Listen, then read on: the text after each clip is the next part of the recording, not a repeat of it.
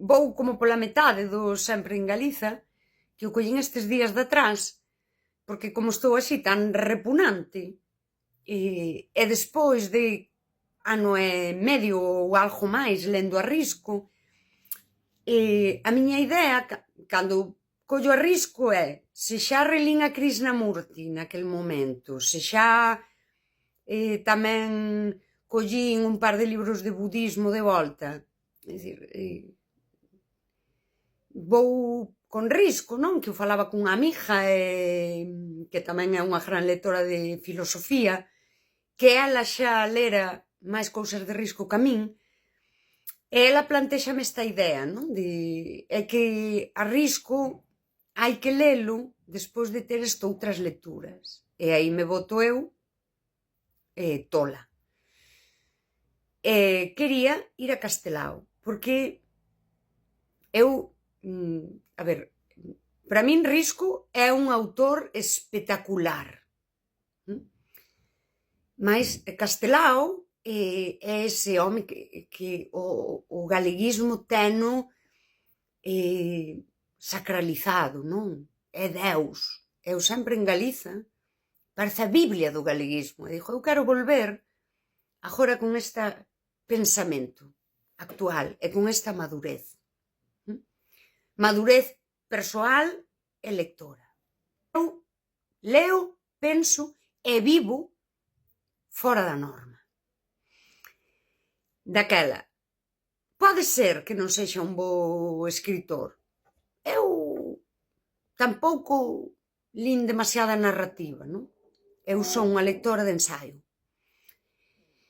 Pero a min gústame como el volca as emocións. Eu teño a miña teoría que é miña e me dá a gana de tela, que a nosa lingua, o galego en sí, non sei o porqué, porque como eu cando empecé a escola, non sabía castelán. A miña é moi difícil valorar a miña lingua, non? Así, eu que sei, é o que hai que falar, non? Eu creo que a nosa lingua sí que ten esa hipérbole. Eu, cando falo, son moi exagerada, e hai esta xente así galeguista da agora, moderna, que me din que si exaxero. Eu falo así, sabes? Pero é que eu, cando leo a Castelao, eu creo que Castelao tamén tiña iso, non? E creo que é propio da nosa lingua. Eu, cando falo castelán, sobre todo cando escribo en castelán, hai xente que di, boa, é que parece que eres unha académica. Escribo o mesmo. Eu creo que é o propio idioma que, diríanos Castelao, que é tan propio para a poesía e para cantar, non? O galego parece que é esa lingua de cantar e de recitar, non? É lingua de trovadores, de bardos. Sí ou non? Eu teño esa idea. Cando atopo, non?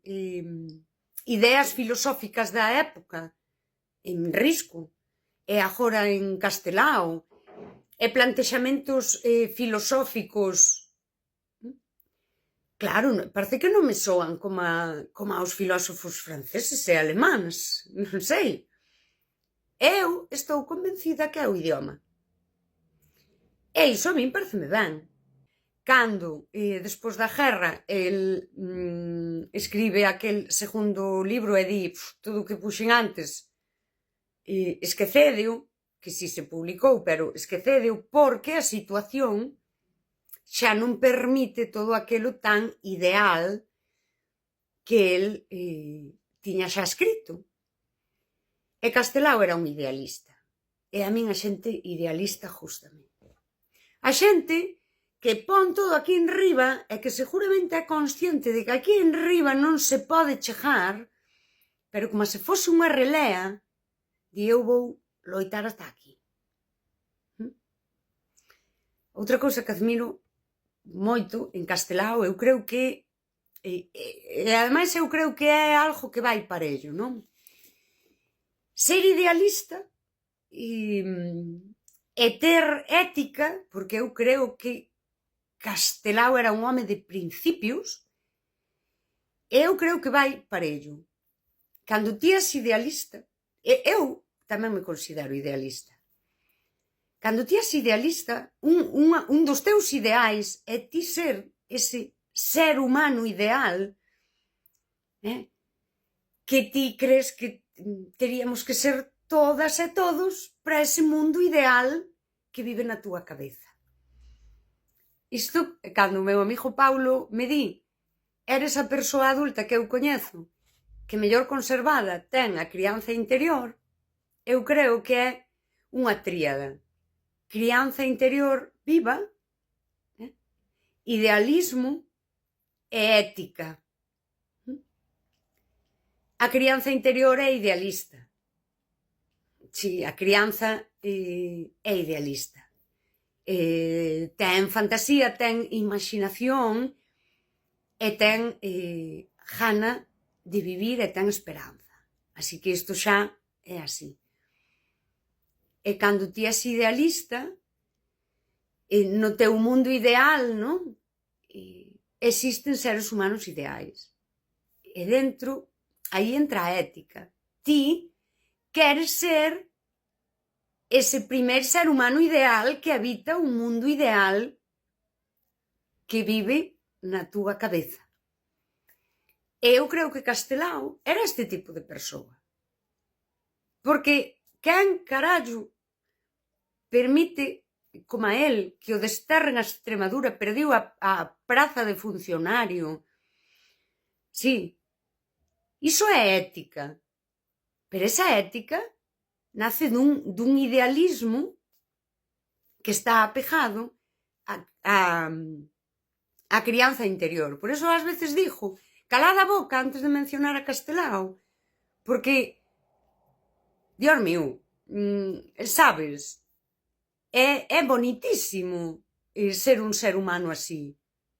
Pero máis das persoas non son así, nin serían, nin queren ser, e torceríanlle a cara a Castelao na rúa se creen que lles pode pasar algo.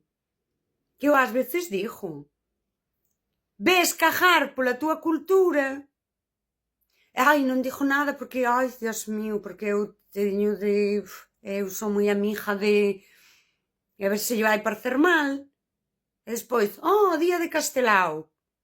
Perdiu a praza de funcionario, me mandaron a lopa Extremadura, desterrado. Faceme o favor, un pouco de respeto polo pasado. Cona, é certo. E Castelao, no final deste segundo libro, que está el ca emoción caída despois da guerra, non? E xa fala de que esquecer aquelo que el escribiu no primeiro libro porque non ia poder ser. Fala dos ciclos, da idea dos ciclos históricos, non? El diría que a división vulgar da historia é a que nos temos que acoller. Hai que pensar que a humanidade obra por determinacións inexorables.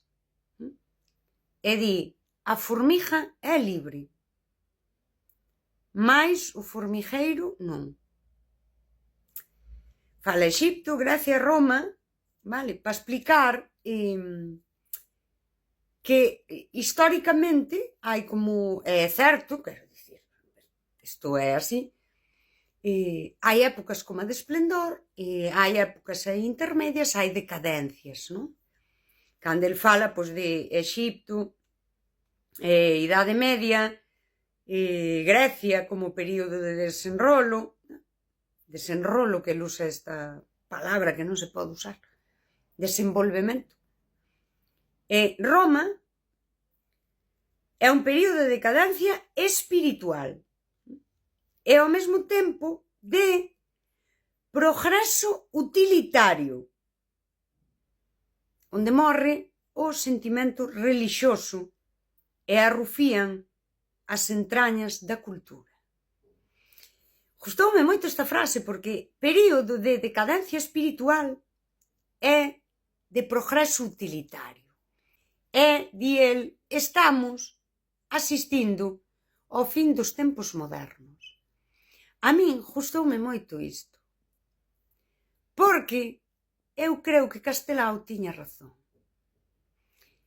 El, como tamén o vemos en Risco, en cousas que escribiu, por exemplo, Risco en Nós os Inadaptados, cando fala da xente nova, eu creo que eles estaban vendo ese principio do fin da civilización, non?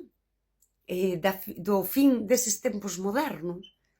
E nós ainda estamos, quero dicir, isto, eles viron o principio, nós ainda estamos vendo isto. Eu concordo 1000 con que eles estaban vendo o fin dos tempos modernos. E nós tamén, pero estamos nunha etapa máis avanzada. E logo di el, porque era un idealista, máis abaixo di, estamos fatalmente abocados a un período de iniciación, comezo dunha nova volta, no que xurdirán sentimentos relixiosos, cicais nutridos por anceios inéditos. Mais abaixo, e achegando máis o ceo á terra, os homes e as greas xa non loitarán polo benestar, senón pola felicidade. Velaí a esperanza que malumea. Todo isto para dicir que xa o dixo Castelao. É que isto do medio, esta cousa así tan vistosa do galeguismo, corresponde moito àquela herdeiros daquela mocidade da que falou Risco en Nosos Inadaptados. Que teria que relelo para profundizar, pero que estaban como xa máis desarraigados, non? Outra forma de ver o mundo. Esa idea de... El fala de religión, vale? Pero a espiritualidade en decadencia, e isto, claro, fala el de decadencia religiosa, Dios mío, desde Castelao non fomos ao catecismo ni nada, Pero é certo que xa todo era de outra maneira, non? Cando eu era pequena había moito de crentes, pero non practicantes, é así. E medran o utilitarismo. A xente busca o benestar por riba da felicidade.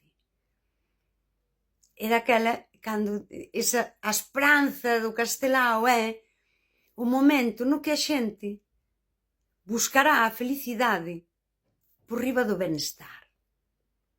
Porque, ao fin, ese benestar do que el fala, ainda cando vamos a Roma, é capitalista.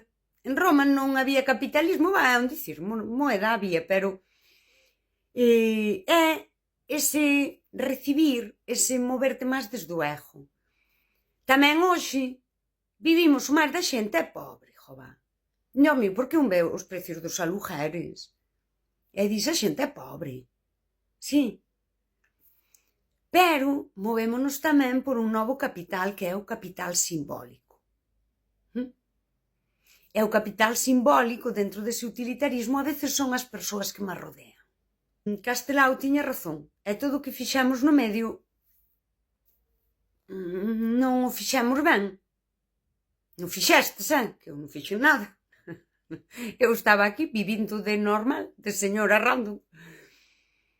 Pero sí que me fai sentido que el vía ese fin, non? Que se estaba vivindo o fin dos tempos modernos, aquel Risco vendo a mocidade, non? Como máis desleijada, e seguimos nese proceso. Eu non quero desanimarvos, pero seguimos nese proceso.